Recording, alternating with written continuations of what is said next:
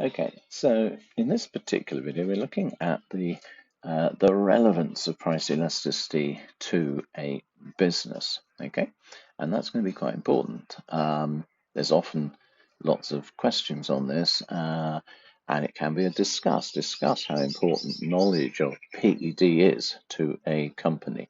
So let's go through it. And the first and possibly the most important one that you really need to get is, well, what's the effect on the total revenue of the firm? Now, remember, the total revenue in any market that the firm gets is going to be determined by the quantity that it sells, then you multiply that by the price that they're selling those goods for. Okay, so it's quantity times the price. So we know that with a downward sloping demand curve, okay, you're going to have to reduce the price to sell more. And the best way to think of this is that there's two effects on the total revenue. Okay, the first one is that the total revenue is going to fall because we're selling for a lower price. So we call it the price effect, or I call it the price effect. In other words, if I've got to reduce my price, I'm going to increase my quantity in a minute. We'll see that's the quantity effect, but this is the price effect, and this is saying I'm getting a lower price for every single one that I'm now selling, including the ones I used to sell at the old price. Okay, that's important. The second effect, as I just said, is that if I drop my price, I'm going to sell more. That's the quantity effect. So revenue is going to rise because I'm selling more of that good. I've increased the quantity side. So always try and think about it as the price effect and the quantity effect. So give you an example. See if you can work this out. If you want to stop the video, you can. If you've got 1,000 goods and you're selling them at 4p, okay, we don't need to work out the total revenue, 1,000 times 4. You can do it that way, but this is a better way, I think, of seeing it, is when I drop the price to 3p, where's the price effect? Well, 4p down to 3p. So I'm losing 1 penny on all of those goods that I used to sell for 4p. So the 1,000 goods I used to sell for 4p, I'm losing a penny on those. I'm not gaining that penny, as it were. Okay, so my revenue goes down by that, but I've increased the quantity to 1,500 from 1,000, so I'm selling 500 more at this new price of 3p. And so the overall effect will be the revenue. We're going to lose a penny on that original 1,000, which is going to be 1,000 pence, and I'm going to gain 500 more goods at the 3p, gain 1,500. So therefore, my total revenue is going to rise in that case. It's easier to actually do it on a diagram. Okay, so that's what we're going to look. So here we have 4p, 1,000 being sold. Okay, the total revenue, remember, will be that box there. But if I drop my price to 3p, so it's going to come down in the market to 3p, and the quantity is going to rise. The first effect, this price effect, if you like, the loss in this case is I'm going to lose 1 penny on the original 1,000 that I sold. Okay, so I'm going to lose 1,000 pence on that area there, and then I'm going to gain some revenue because I've increased my quantity. So the quantity has gone up by 500. So this is going to be a gain box. And it's much easier to see that when you're doing this in the exam, just by drawing an elastic and an inelastic and make it quite severe. Don't go, halfway.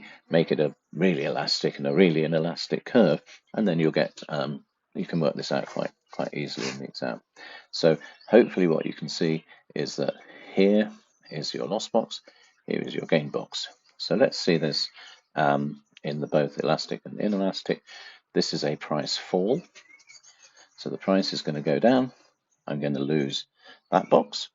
The quantity is going to go up, and I'm going to gain that box. And because it's elastic, it's going to be a big increase in the quantity. It's very responsive.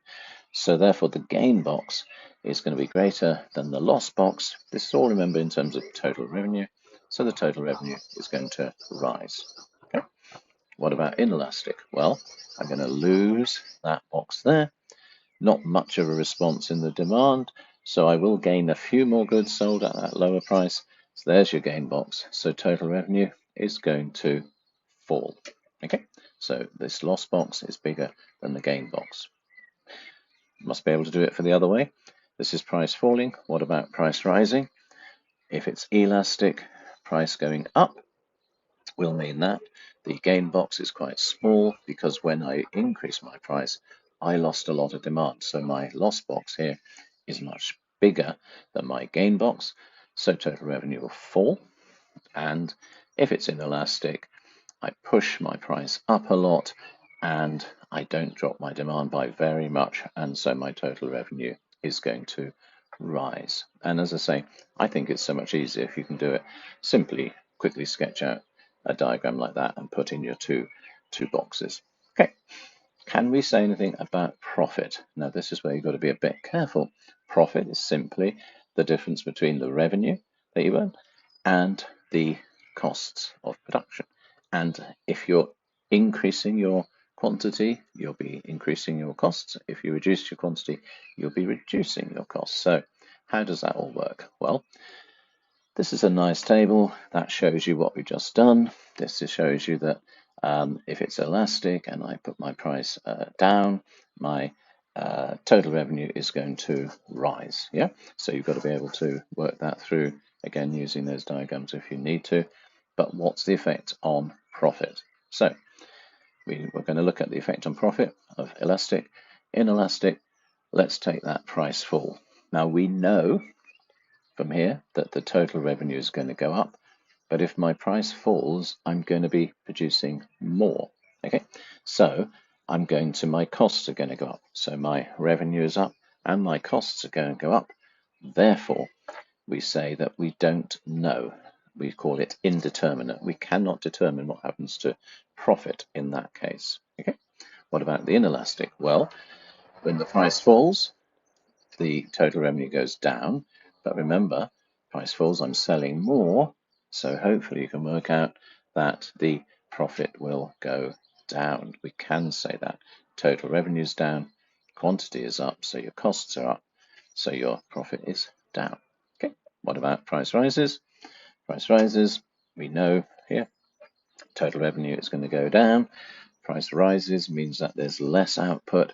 So if there's less output, there's less cost. So my revenue's down, my costs are down. So profit, I don't know. It's indeterminate. On the other hand, if it's inelastic, we can say that the profit's going to go up because the total revenue's gone up and the price rise causes the quantity to go down, my costs go down, therefore my profit goes up. So this takes it a second step. If you're doing this as a part of an analysis, this is really quite important that you can get on to the impact on profit, because that would be called developing your analysis in the exam. So one of the effects is on total revenue and on profits. And very quickly, now we're here, we're going to look at what about the idea that when you change the price, you're going to change the quantities being sold in the market. So we're going to need to know whether we need more staff. It's all very well saying, let's drop the price and sell more. What if we find it difficult to actually get more staff? It might mean that I've got to buy lots more machinery from my firm. That's going to cost me as well.